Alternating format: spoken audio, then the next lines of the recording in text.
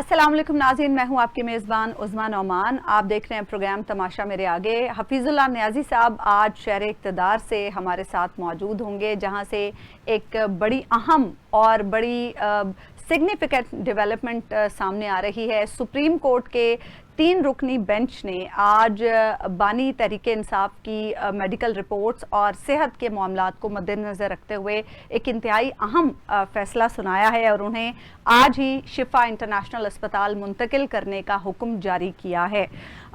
ये जो फैसला आया है, इसकी डिटेल्स कुछ इस तरह से हैं कि सुप्रीम कोर्ट के 3 रुकनी बेंच ने, जिसकी सरबराही जस्टिस शाहिद वहीद कर रहे थे, और इसमें जस्टिस नईम अख्तर अफगान और जस्टिस इश्तियाक इब्राहिम शामिल थे। इन्होंने ये फैसला दिया है कि शिफा इंटरनेशनल में भी मेडिकल बोर्ड तश्कील दिया जाए और इस दौरान बानी तहरीके इंसाफ के ज़ाती मौलिज फैसल सुल्तान और उनकी हमशीरा उज़मा खान उनके हमरा रहेंगी। बानी तहरीक इंसाफ की दूसरी हमशीरा नौरीन नियाज़ी को भी आज उनसे मुलाकात की इजाज़त मिली और उनकी मुलाकात करा दी गई। इसके साथ साथ इस दौरान जब वो अस्पताल में मौजूद रहें तो उनकी फैमिली से भी उनकी हफ्ते में एक दिन मुलाकात करवाई जाएगी। और फिर ये कि तहरीक इंसाफ के लिए ये इंस्ट्रक्शंस जारी की गई हैं अदालत की तरफ से कि इस दौरान पाकिस्तान तहरीक इंसाफ बानी की सेहत और इलाज के मामले पर किसी किस्म की कोई सियासत नहीं करेगी। अस्पताल के बाहर कोई ऐसी सरगर्मी नहीं की जाएगी जिससे कोई सियासी तासुर पैदा हो। और फिर ये कि मज़ीद समात 16 सितंबर तक मुलतवी की गई और इस दौरान यानी 16 सितंबर तक बानी तहरीक इंसाफ अस्पताल में मौजूद रहेंगे। पाकिस्तान तहरीक इंसाफ की तरफ से सेक्रेटरी जनरल सलमान अकरम राजा और पार्लिमानी सेक्रेटरी शाहिद खटक ने अदालत को यकीन दहानी कराई है कि अस्पताल के बाहर किसी किस्म की कोई सियासी सरगर्मी नहीं की जाएगी। साथ ही साथ ये भी कहा गया वकील उज़ैर भंडारी की जानिब से कि बानी के अस्पताल में इलाज का तमाम तर जो खर्च है वो हम खुद उठाएंगे, यानी बानी की फैमिली इलाज का तमाम तर खर्च बर्दाश्त करेगी। इस फैसले का खैर मकदम किया जा रहा है पाकिस्तान तहरीक इंसाफ की जानिब से और बड़ी खुशी का इजहार भी किया जा रहा है और साथ ही साथ अदलिया से मजीद ऐसे फैसलों की तवक्को भी की जा रही है। सुहेल आफरीदी ने भी आज इस फैसले पर खुशी का इजहार किया और कहा कि हमें तवक्को है कि जो बाकी केसेस हैं बानी तहरीक इंसाफ के, उन पर भी सुप्रीम कोर्ट हमें इंसाफ मुहैया करे। फिर साथ ही साथ वफाकी हुकूमत ने अस्पताल मुंतकली के हुक्म पर कुछ एतराज़ किया तो अदालत ने उस एतराज़ को भी हुक्मनामे का हिस्सा बना लिया है। और इसके साथ साथ ये भी अब सवालात उठ रहे हैं कि 27 सितंबर की तहरीक का क्या होगा। क्या 27 सितंबर की तहरीक अब भी चलेगी, क्योंकि उस तहरीक के जो मकासद थे उसमें मेन मकसद यही था कि बानी तहरीक इंसाफ तक रसाई दी जाए और उनके इलाज की सहूलियात उन्हें फराहम की जाएं। और इसके साथ साथ ये कि अब चूँकि अदालती अहकामात भी आ गए हैं कि सियासी सरगर्मी इस मामले पर नहीं की जाएगी, सियासत नहीं की जाएगी, तो तहरीक इंसाफ को कितना मोहतात रहना होगा। बहुत से और सवालात हैं, उन पर आज हम डिटेल से बात करेंगे, डिटेल से गुफ्तगू करेंगे। लेकिन एक अहम पॉइंट इसमें यह भी है कि बानी की अहलिया बुशरा बीबी की सेहत के हवाले से भी सूरत हाल कुछ अच्छी नहीं है। गुज़श्ता कुछ अरसे से जेल से जो खबरें सामने आ रही थी उनकी सेहत के मामलात को लेकर, पिम्स में भी उन्हें इलाज के लिए ले जाया गया। तो इस सूरत हाल में अब देखना यह होगा कि क्या हुकूमत आला ज़रफ़ी का मुज़ाहरा करते हुए बुशरा बीबी को भी बानी के साथ अस्पताल मुंतकिल करती है या फिर बुशरा बीबी जेल में ही रहेंगी। ये भी एक बड़ा इम्पॉर्टेंट पॉइंट है, क्योंकि जो 1 अगस्त को और 10 अगस्त को जेल में पिम्स अस्पताल के डॉक्टर्स ने बानी का मुआयना किया तो उसमें उन्हें स्ट्रेस और एंग्जाइटी और फिर ब्लड प्रेशर फ्लक्चुएशन की जो शिकायत थी उसको मद्देनज़र रखते हुए डॉक्टर्स ने यही तजवीज़ किया कि उनकी अहलिया और फैमिली से मुलाकातें बढ़ा दी जाएं। तो इस सूरत हाल में जब बानी अस्पताल में होंगे और अहलिया जेल में होंगी तो फिर मुलाकातों का सिलसिला शायद उस तरह से ना हो सके। तो ये बेहतर होगा कि बुशरा बीबी को भी अस्पताल मुंतकिल किया जाए, लेकिन हुकूमत अब इस बारे में क्या करती है ये भी देखना होगा। आज ज़रा हम डिटेल से इस तमाम तर मामले पर गुफ्तगू करेंगे। न्याय साहब अस्सलाम वालेकुम। इस्लाम जी। न्याय साहब, आपका इस्लामाबाद जाना तो बड़ा नेक शगुन साबित हुआ बानी तहरीक इंसाफ के लिए। आप पहुंचे और उनके लिए इतनी अच्छी खबर आ गई। वैसे आप तो कह रहे थे कि बनी गाला मुंतकिल किया जाएगा, वो तो अस्पताल मुंतकिल कर दिए गए। पहली बात तो यह है कि अगर मैं ना आता तो शायद ये फैसला ना होता। अच्छा। जो मुझे खुद आना पड़ा ऑन ए लाइटर नोट, और खुद ये फैसला कराना पड़ा। जी। मेरा ख्याल है कि सुप्रीम कोर्ट के जो हालात हैं, तो ये जो बेंच है ये बेस्ट बेंच है। अगर ये भी कोई रिलीफ ना देता फिर तो अल्लाह मालिक था, क्योंकि ये मेरा अपनी जो जाती ओपिनियन है सुप्रीम कोर्ट के, तो बहुत सारे लोग जो जजेज हैं सुप्रीम कोर्ट के या आईनी बेंच के, मेरे जाती बहुत तहफुजात है उनके हर चीज के ऊपर। अच्छा। और हजरत सुप्रीम कोर्ट का जो चीफ जस्टिस हमारे ऑनरेबल याया अफरीदी साहब, तो मेरे बहुत ज्यादा तहफुजात हैं कि रिलीफ जो है इस तरह के ऑनेस्ट ओपिनियन जो है, या ये कहना चाहिए कि तकड़े फैसले जो है ना उनके ऊपर डिलेज हो रहे होते हैं, पता क्या क्या हर तरह का। सुप्रीम कोर्ट भी वही टेक्निक इस्तेमाल करती हैं जो कि लोअर कोर्ट्स के अंदर हमारे हो रहे होते हैं। तो एक लिहाज बड़ा अच्छा हुआ। लेकिन बनी गाला, अब ये देखें ना कि ये अल-शिफा इंटरनेशनल है, तो फिर समझे कि तकरीबन इसका सफर तो तय करा दिया ना मैंने। और अडयाला से शिफा का फासला है 34 जो है किलोमीटर। अच्छा। जहाँ मेरा अंदाजा है। ठीक है। और आगे बनी गाला है कोई 22 किलोमीटर। अच्छा। तो आधे से तो ज्यादा तो फासला तय हो गया है। अच्छा, आप कह रहे हैं फर्स्ट स्टेप टू बनी गाला। आपको नहीं पता अडयाला जेल जो है उसका नाम तो रावलपिंडी सेंट्रल जेल है जी, लेकिन उसको अडयाला इसलिए कहते हैं, वो एक गांव है अडयाला, और वो रोड है अडयाला, और उसके ऊपर एक गांव है, तो बड़ी फेमस अडयाला रोड है। ठीक है। तो उन्होंने दूर जाकर अडयाला के अंदर इसलिए बनाया था कि वहाँ पे कोई पॉलिटिकल शोरश ना हो। ये जवाहर हक साहब के वक्त में ये जेल बनी थी अडयाला, और ये बहुत दूर है अच्छी खासी। यानी कि अगर मैं यहाँ पे टीवी टुडे के जो है जो स्टूडियो ऐसे जाऊं यहाँ से, तो आप ये समझें कि तकरीबन कोई 1.25 घंटा 1.5 घंटे का जो है ड्राइविंग टाइम है। ठीक है। तो खासे चलो करीब आ गए हैं, और आगे बनी गाला भी थोड़ा फासला रह गया, और वहां भी चले जाएंगे। तो लेकिन न्याय साहब, आपको नहीं लगता कि अभी टू मच रीड करना इस एक फैसले से कबल अज़ वक्त होगा? जो जिस तरह की हमारी सियासी लड़ाई झगड़े झींगा मुश्ती है, उसके अंदर पहली बात तो यह है उस्मा के उसमें ये एक अजूबे की बात है। दूसरी बात यह है कि जब जेल सुपरिटेंडेंट जो रिपोर्ट दे रहा हो, और ये डॉक्टर जेल के दे रहे हो रिपोर्ट, तो उसका किसका तामुन जो है हासिल होगा? जुर्रत है जेल सुपरिटेंडेंट के कोई इस तरह की रिपोर्ट दे, चाहे अगला बंदा कितना बेचारा जो है नेज़े की अन्नी पे क्यों ना बैठा हो, तो वो उन्होंने तो वही रिपोर्ट देनी है ना जो उनको बना के दे दी गई है। तो मेरा ख्याल है कि जो असल लोग हैं, जो ख्वाजा आसिफ साहब का बयान जबरदस्त था, कल का शायद इंटरव्यू था जी, जहाँ पे वो मालिक के साथ बैठे थे जी। तो उसमें क्या कहा ख्वाजा साहब, ये था ना हमें भी बोलने का मौका मिल जाता है। उन्होंने कहा ये हमने तो फैसला नहीं करना। उन्हें ये तो नहीं कहा हुकूमत हाइब्रिड निजाम चलाने वाले इकट्ठा करेगी। जी जी जी जी, मेरा ख्याल है उन्होंने इस निजाम की बड़ी ख्वाजा साहब ने उसको एक्सपोज किया।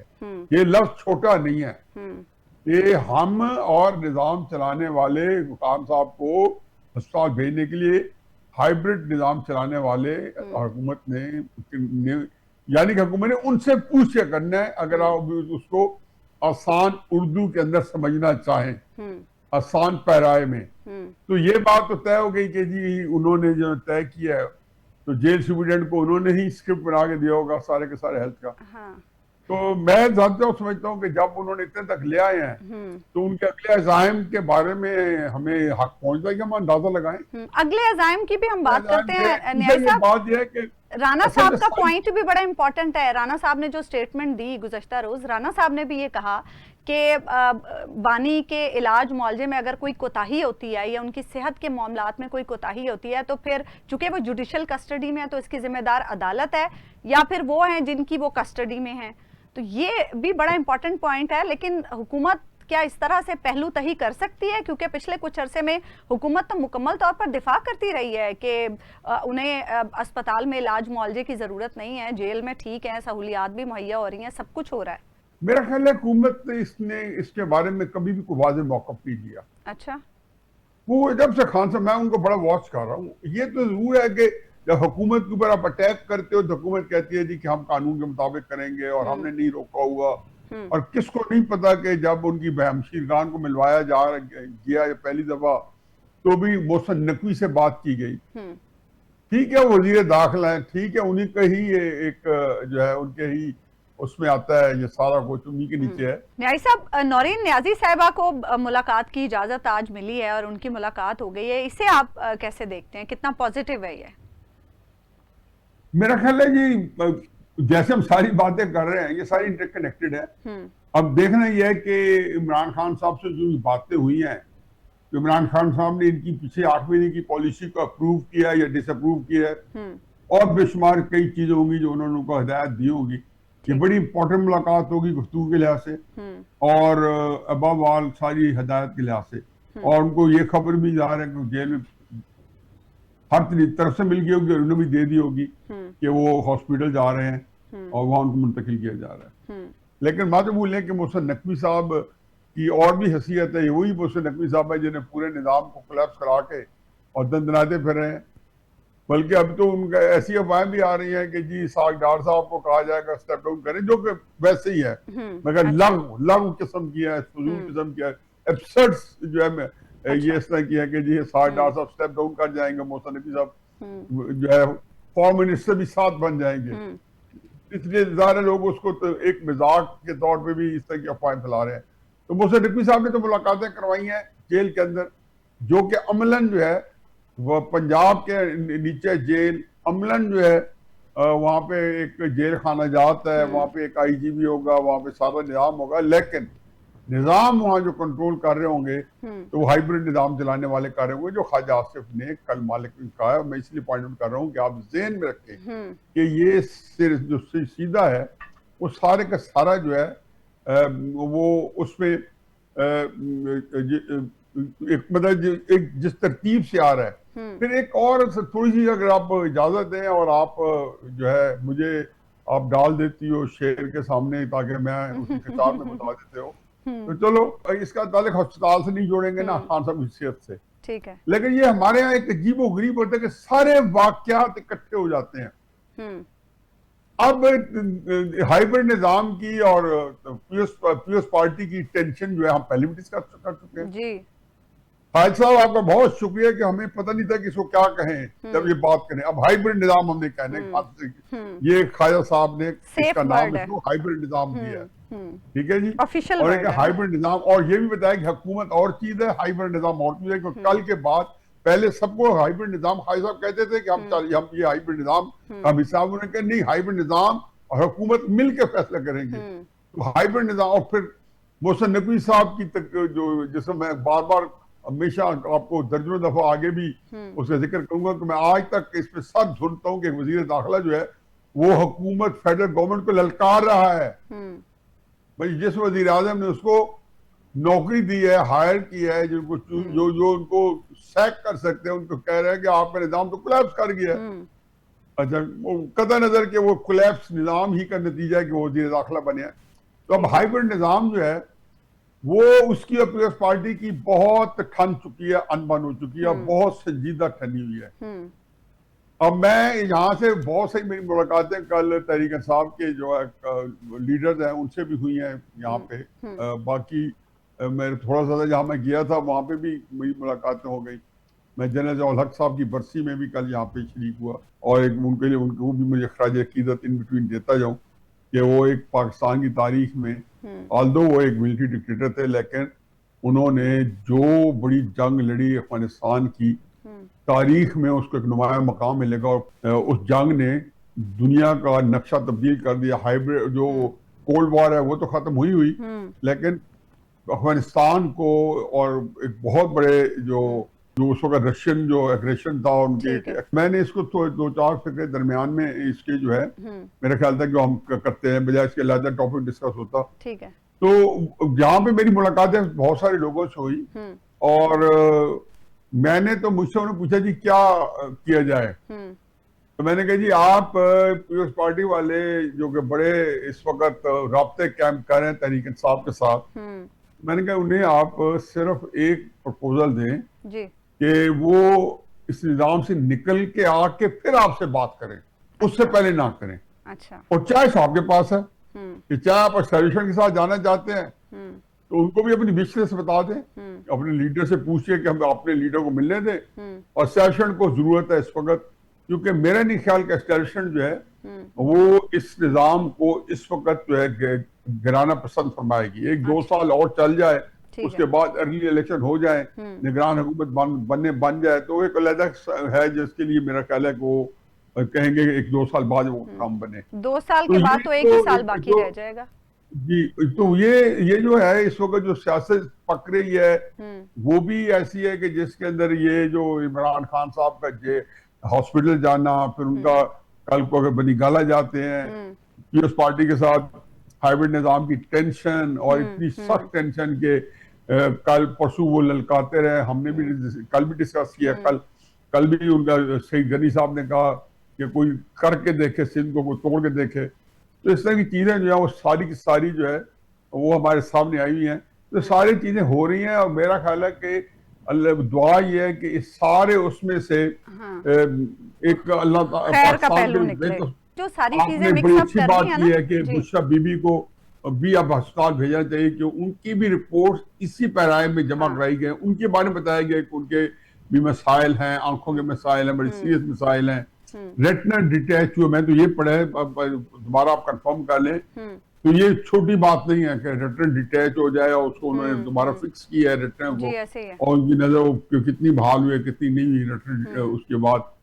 तो उनकी अगर आंख का इतना सीरियस मामला तो उनको भी किया जाए। फिर इमरान खान साहब का मत भूलें कि वहां कहा गया कि जी जो असल उनके जो ब्लड प्रेशर, उनकी जो ऊपर नीचे आना 140 पे 100 नीचे 100 ये जिससे पहले बड़ी ऑड फिगर है, निचले वाले नीचे वाला ब्लड प्रेशर ज्यादा खतरनाक होता है, अगर 100 खतरनाक होता है हमेशा। तो उसके बाद उन्होंने ये कहा जी उसकी वजह उसकी एंग्जाइटी है, स्ट्रेस है, जो उनके अकेला रहना है। तो वहां अदालत में उस वक्त तो यही कहा गया था, आज की नहीं, जो इससे पहले रोज रिपोर्ट जमा कराई गई है जी। तो उन्होंने कहा गया कि जी उनकी मुलाकातें जो है ना आप बेगम से भी ट्यूसडे की बजाय मामूल से ज्यादा करवाई जाए, मामूल से ज्यादा करवाई जाए। तो मेरा ख्याल इसका तकाजा है कि बुशरा बीबी को भी शिफ्ट कर दिया जाए और उनका भी इलाज वहां हो, और कोई हर्ज नहीं है कि हॉस्पिटल के अंदर पॉलिसी कस्टडी में दोनों मियाँ बीवी जो हैं वो मिल भी सके और वहाँ उनका इलाज भी हो सके। ठीक है। और फिर आपके जो है जो मिनी जेल बन जाता है हॉस्पिटल का, वो कमरे जहाँ पे रखा जाता है, ठीक है, तो वहाँ पे बाकी भी आप काम कर लें, न्याय साहब। अच्छा, अब जरा हम थोड़ा सा इस मामले को कुछ और पहलुओं से रीड करने की कोशिश करते हैं। अभी जो आप पीछे नए सूबों वाली बात, फिर पीपल्स पार्टी के तहफ़्फ़ुज़ात वाली बात कर रहे थे, अनफॉर्चुनेटली आज ये जो फैसला सुप्रीम कोर्ट की तरफ से आया है, इसे भी एक सियासी सिग्नलिंग के तौर पर देखा जा रहा है, और कुछ लोगों का ये भी इसके बारे में एक मौक़िफ़ सामने आ रहा है, कुछ लोगों की राय है कि शायद ये फैसला इस मौके पर इसलिए आया है ताकि नून लीग और पीपल्स पार्टी का नए सूबों के खिलाफ जो रद्द अमल है उसे रोका जा सके। एक जाहिर सी बात है, ये हम सब जानते हैं कि जेल में अगर बानी तहरीके इंसाफ हैं तो उसके बेनिफिशरी कौन कौन है, तो फिर इस सिचुएशन में इस टैक्टिक को इस्तेमाल करते हुए नए सूबों के खिलाफ रद्द अमल रोकना मकसूद है। आपको इसमें क्या दिखाई दे रहा है? तो मैंने जो बात की है इससे पहले जो मैं पूरी तफसील जो कर चुका हूँ, मोरल पर है, मैं उसमें दोबारा की एक और अंदाज में कह देता हूँ कि देखें, बात यह है कि जेल से तो उनको जो शिफा हॉस्पिटल मुंतकिल किया गया है वो हाइब्रिड निजाम ने किया है। नए सूबे हाइब्रिड निजाम को चाहिए जी। अभी तक मुस्लिम नून ने, हुकूमत ने, किसी ने भी उसकी हामी नहीं भरी। जब कहा जाता है तो ये कहते हैं हमारे पास ये केस आया नहीं है, ना काबीना में आया है न असेंबली में है। जितने वुज़रा हैं मुस्लिम नून के, ना मुस्लिम नून की किसी क़यादत की तरफ से इसके ऊपर कमेंट आया। तो मैं अभी भी यही समझता हूँ कि मुस्लिम लीग नून जो है वो काम करिए खामोशी से, उससे इनकारी है सूबे बनाने से, जो पीएस पार्टी जो है बोल के इनकारी है। तो अगर इमरान खान साहब को फर्ज के हाइब्रिड निजाम ने इस वजह सहूलत दिया है कि जी सूबे बनाए, तो ये तो मेरा नहीं ख्याल के ये इतने को बनाएंगे या वो इमरान खान साहब को ये फेवर दे के तो सूबों के बारे में कोई गुंजाइश निकाल सकते। उसके लिए तो पूरा मेरा निकाम इसमें न्याय साहब पॉइंट ये है कि क्या नून लीग और पीपल्स पार्टी को डराना मकसूद है कि आपने अगर नए सूबों के खिलाफ कोई रद्द अमल दिया तो फिर हम ये कर सकते हैं। डराना तो नहीं, नून लीग को तो अभी छोड़े ना, नून लीग को तो डराना नहीं है कि नून लीग को तो उन्हें चलाना है और नून से उनको कोई झगड़ा नहीं है अभी तक। ना नून ने इनकार किया सूबों से, ना इकरार किया। ठीक है। और नून का इनकार इसलिए ज्यादा इंपॉर्टेंट नहीं है कि पीएस पार्टी जब तक ऑन बोर्ड नहीं होती तो नून से इकरार करवा भी ले तो फर्क नहीं पड़ता। ठीक है, ठीक है। इवन सूबों के मामले में जो लिवरेज कहते हैं ना, लिवरेज, वो लिवरेज जो है वो पीएस पार्टी के पास है, तरीके साहब के पास सिर्फ यही है कि पब्लिक सपोर्ट है तो सूबों की ला सकती है। तो वो मेरा ख्याल है कि, लेकिन ये आप कह सकते हो कि जो है वो जो एक होता है ना, एक स्टेप फॉरवर्ड है। हाँ। यानी कि पहला स्टेप है, जो हम पहले कह रहे थे कि अडयाला जेल से अलशफा पहुंच गए, आगे 20 किलोमीटर रह गया बनीगाला का सफर, और ये हमने कहा था कि बनीगाला उनको पहुंचा दिया जाएगा। तो लगता ही है कि 2 महीने 1.5 महीने वो शफा में रहेंगे। अच्छा। और वो 27 सितंबर का मार्च जो है वो अपने असरात दिखा चुका है। हाँ। तो सुहेल अफरीदी साहब कह सकते हैं कि मेरा मार्च, मेरा प्रेशर, वो भी काम आ गया, उनकी भी इमेज बिल्डिंग हो गई है। ठीक है। जो करना चाहते थे। हाँ। और बाकी भी जिसकी इमेज बिल्डिंग करनी थी, वो सारी की सारी हो चुकी है। यानी आप कह रहे हैं ये विन विन सिचुएशन हुई? विन विन तो नहीं है जी, कोई इतना बड़ा वाक्य तो नहीं हुआ ना। फर्ज किया खान साहब, फर्ज क्या किया कि ये रियलिटी के खान जनरली बीमार है, तो उनका राइट है कि उन्हें अस्पताल मुंतकिल किया जाए। अस्पताल जेलों के बड़े सख्त प्रोटोकॉल होते हैं, अगर वो नहीं कर रहे होते तो वो अपने ही प्रोटोकॉल, अपने रूल्स एंड रेगुलेशन को जो है वो रोक रहे होते हैं, उसको रौंद रहे होते हैं, उसको डिनाई कर रहे होते हैं।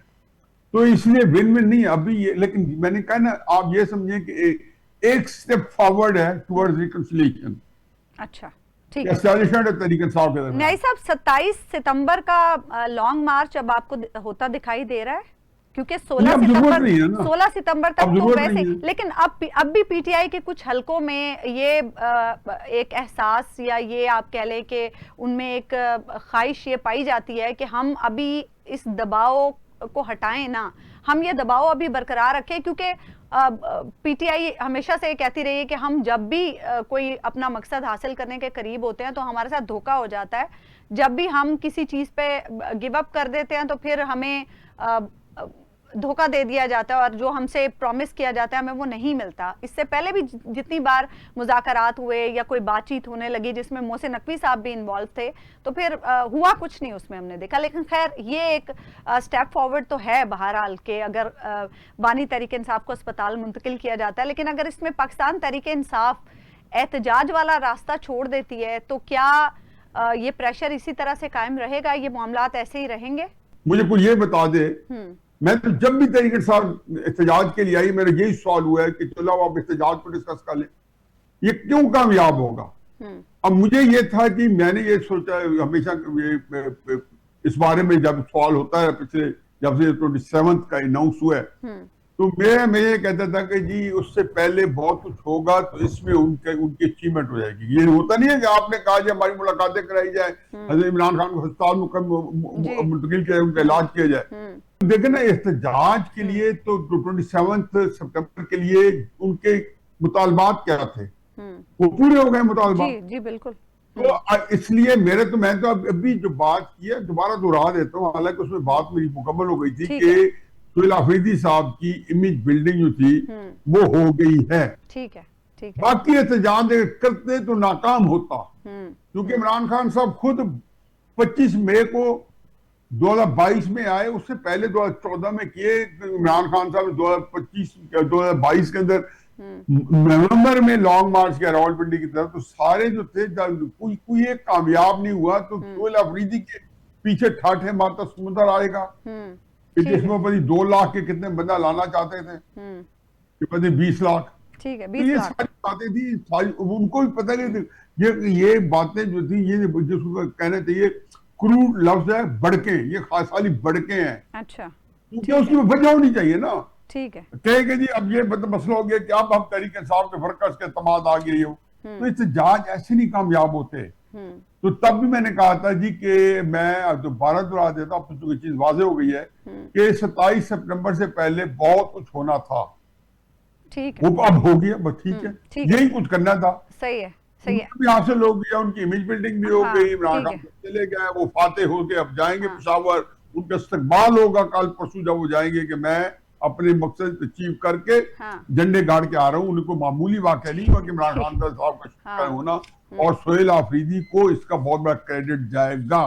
ठीक है। एक ब्रेक हम लेंगे यहाँ पे नाज़रीन, और ब्रेक के बाद वापस आएंगे तो गुफ्तगू के सिलसिले को आगे बढ़ाएंगे।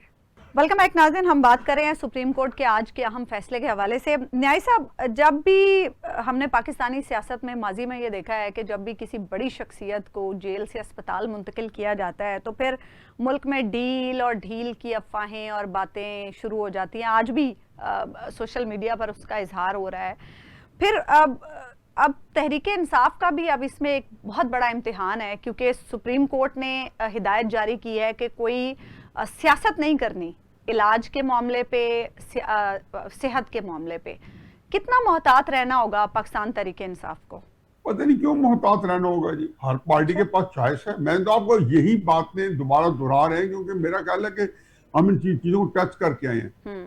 अब भूल जाए इमरान खान हॉस्पिटल गए, भूल जाए इमरान खान को बीमारी है, कोई बीमारी नहीं है और जेल में है। अच्छा। और कोई मुलाकात नहीं हो रही। लेकिन जो हालात पैदा हो गए हैं उनका ये है कि पीएस पार्टी की, जो मेरा जो ओपनिंग जो सेंटेंसेस थे कि पीएस पार्टी का उनकी आपस में ठन गई है, पीएस पार्टी की और स्टेशन की। ठीक है। बोन ऑफ कंटेंशन 6 नहरों से शुरू हुई, और भी छोटे छोटे बहुत सारे वाकयात है, क्योंकि आपके प्रोग्राम के अंदर इतना वक्त नहीं होता, गुंजाइश नहीं होती सबको अहाता करें। 6 नहरों की ठन हुई, सुबह पे आके वो खुली जंग है, सामने है। तो उसमें पहली बात। दूसरी बात यह है कि कौन नहीं जानता कि पिछले 1.5, 2, 2.5, 3 महीने से एस्टेब्लिशमेंट का इमरान खान साहब के बारे में एक रवैया को तब्दील सा है। मतलब कई दफा ये बात मेरे भी इल्म में आई है कि जी आपके जो नौरीन न्याजी है उनको मिलवाया जा सकता है, जरा ये को बाहर आके कोई सियासी बात ना करे मीडिया के सामने। ये मुझे 3 महीने पहले, 2 महीने पहले की बात है। तो ये इसका मतलब है कि ये नहीं है कि उनके ऊपर को बहुत बड़ी एक कोई कैफियत तारी हो गई है और अल्लाह मियाँ को खौफ आ गया, नहीं। ये वो हालात का, जब देखो कहते हैं हालात के अपनी कंपल्शन होती है, हालात का अपना जबर होता है। ठीक है। वो आपको एक पॉलिटिक्स के अंदर बहुत सारी चीजें वो आपसे करवाता है। तो सिंपल बात यह है जी कि ये उनके राब्ते, मैं अगर ये कहूँ, और मैं अंदाजा ही कर रहा हूँ, मेरा मफरूजा है और मुझे बिल्कुल पूरा राइट पॉइंट है कि पता नहीं कितनी इमरान खान से लोगों की मुलाकातें हो चुकी होंगी। अच्छा। लेकिन उनके पास तो स्थानीय है ना कि जेल के अंदर मुलाकात करें और किसी को कालो कान खबर ना हो।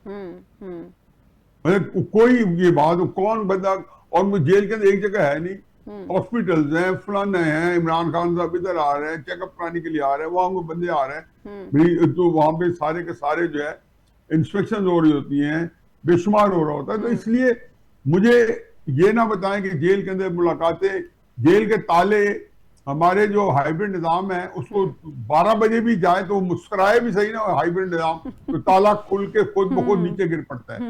ठीक है। रात के 12 बजे हो या सुबह सवेरे 6 बजे हो या कोई टाइम हो। ठीक है। तो चुनाचे दूसरा मैंने आपको बताया, मैं तो आपको फर्स्ट इन्फॉर्मेशन दे रहा हूँ कि इस पार्टी भी, मतलब आप इससे ज्यादा अंदाजा लगाएं कि राना सनौला साहब और पूरे जो उनके जो क्यादत थी, तारिक फजल चौधरी साहब और जितने इंपॉर्टेंट बंदे थे जो उनके इंतहाई सलीके के लोग हैं मुस्लिम नून के, वो काल अचक जहीद साहब और वहाँ सारी बैठी थी अपोजिशन चेंबर में जाके मिल रहे थे। ये वो सारी चीजें होती हैं जो आपको, और ये हाइब्रिड निजाम भी इस चीज को देख रहा है और हुकूमत भी जो हरकतें कर रही है हाइब्रिड निजाम, उससे भी कुछ नहीं है।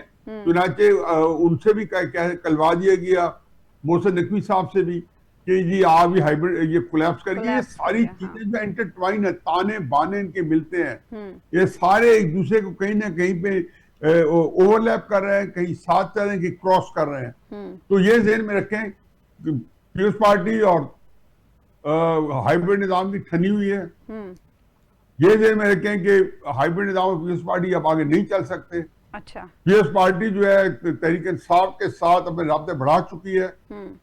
एस्टैब्लिशमेंट जो है उसके जो जस्टिस पब्लिक में आए हैं, आज अस्पताल में जाने वाला और बाकी जो उनके लोगों से जो उनके राब्ते हैं, तोयला अफरीदी की मुलाकात 5-6 दिन पहले हुई थी ना, जिसके बाद लीक हुआ था और वो डिनाई करते रहे कि मेरी मुलाकात नहीं हुई, या एस्टैब्लिशमेंट के लोगों से पेशावर में उनकी मुलाकातें और उनके, इसका मतलब है एस्टैब्लिशमेंट के इनसे राब्ते, फिर मुस्लिम नून के पीटीआई से राब्ते, फिर पीटीआई के जो है मजीद लोगों से राब्ते। तो ये सारी वो चीजें हलचल है कि सारी चीजों में कुछ न कुछ पक रहा कोई है, खिचड़ी पक रही है। अच्छा, कौन सी डिश तैयार होती है हाँ। वो अभी नहीं पता कि आया पीटीआई प्लस होगी पीपल्स पार्टी।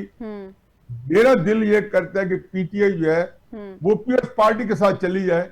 अच्छा। अगर उसको सियासत करनी है तो। लेकिन बानी तहरीक इंसाफ मानेंगे? क्योंकि जब वो बाहर थे, और बात कर रहा हूँ, जब वो बाहर, मेरा ख्याल है अगर वो सियासत करनी है, कोई हाइब्रिड निजाम के साथ जाने से उनकी सियासत चलेगी।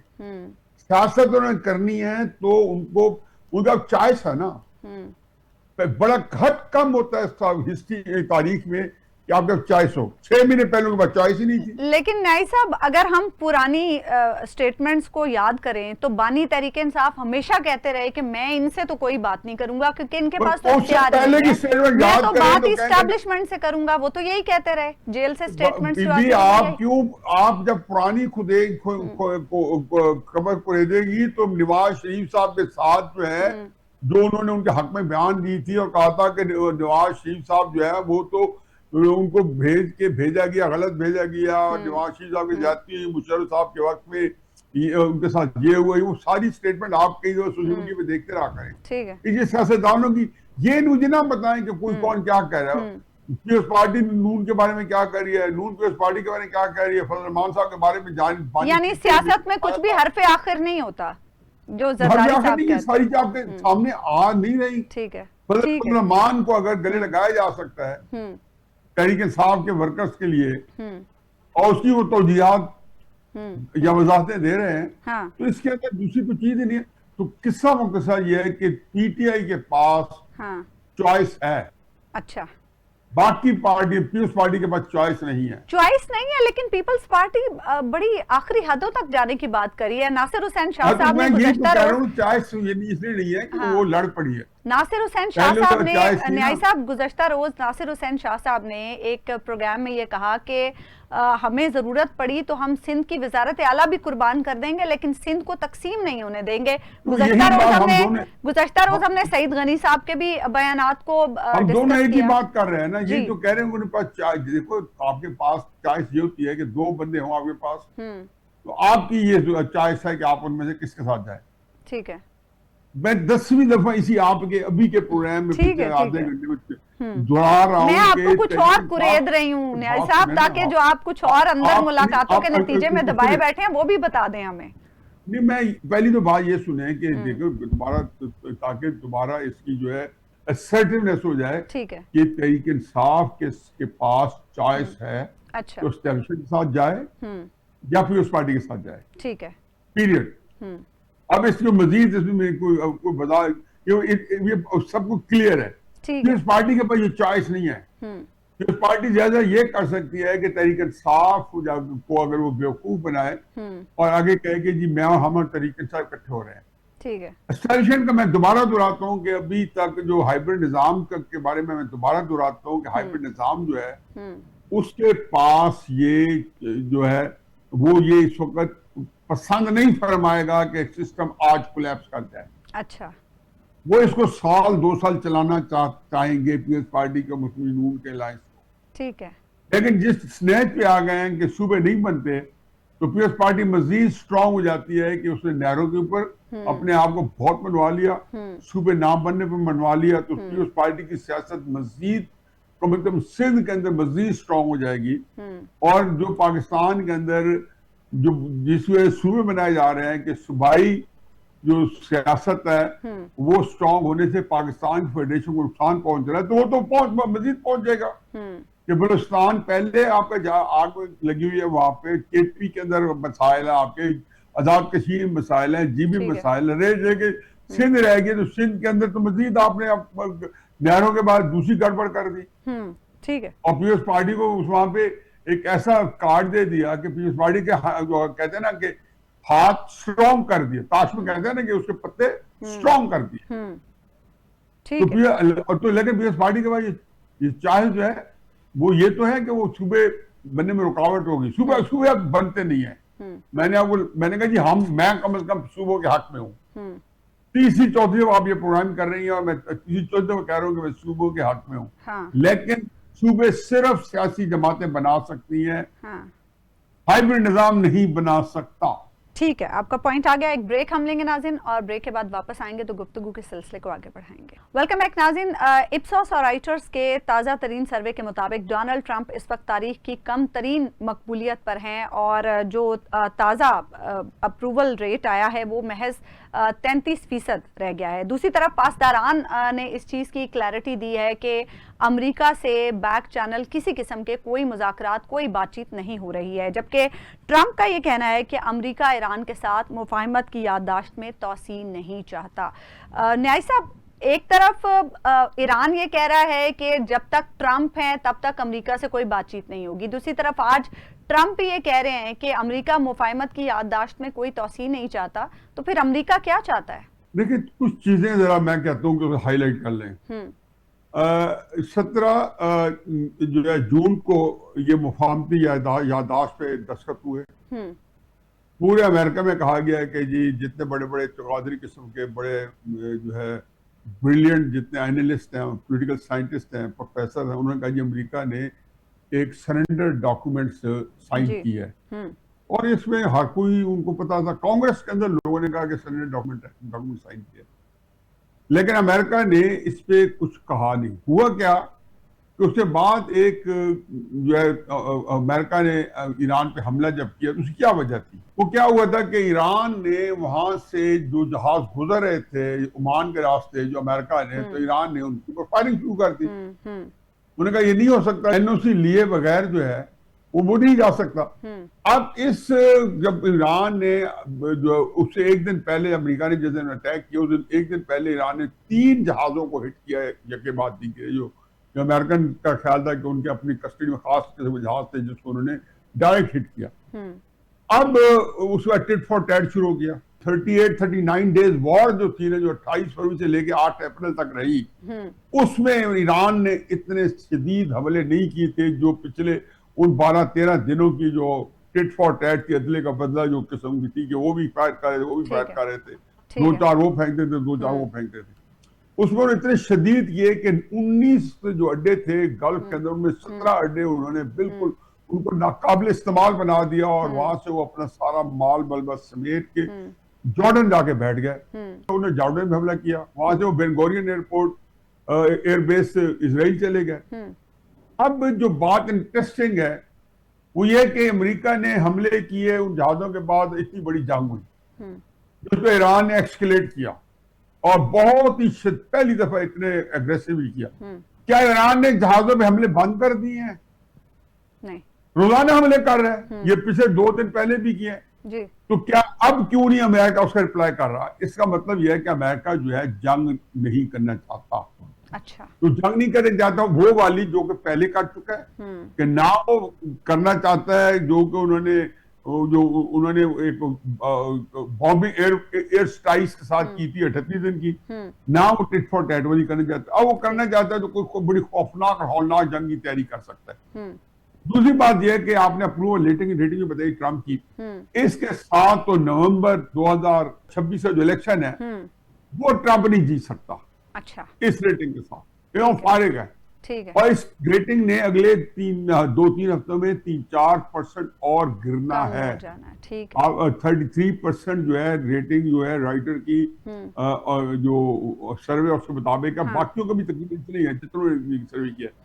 तो और ईरान जो है वो एक्सकेलेट करना चाहता है, वो लड़ना चाहता है। ठीक है, तो समझ आ गई है कि ये जंग में हम जितना आगे बढ़ रहे हैं उसको लड़ रहे हैं। तो सूरत हाल बड़ी एक परेशान कुन है, बहुत ये सुलझने की बात बहुत उलझ चुकी है, बड़ी कॉम्प्लेक्स हो चुकी है। ठीक है, अमेरिका के पास कोई ऑप्शन नहीं है, वो जितनी ऑप्शन है वो इस्तेमाल कर चुका है। हाँ।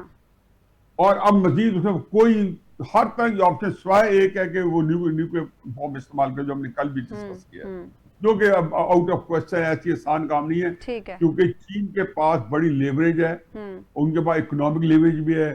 एक बड़ी इंपॉर्टेंट पॉइंट है कि चीन के पास अमेरिका के तकरीबन कोई $1 ट्रिलियन के बॉन्ड्स पड़े हैं, क्योंकि अच्छा। अमेरिका जो कर्जा लिया हुआ है सबसे ज्यादा चीन के पास का लिया हुआ है। ठीक है। वो अगर $1 ट्रिलियन के बॉन्ड मार्केट में फैल जाए, फेंक दे, तो अमेरिकन इकोनॉमी अगले दिन कोलैप्स कर जाएगी।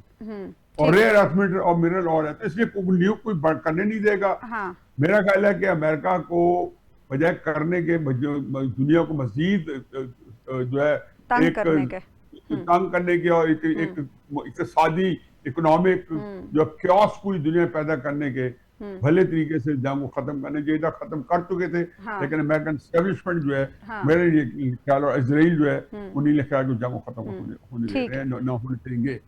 ठीक है। प्रोग्राम का वक्त खत्म हो नाज़रीन, आपसे मुलाकात होगी इंशाल्लाह कल अल्लाह ने के बाद।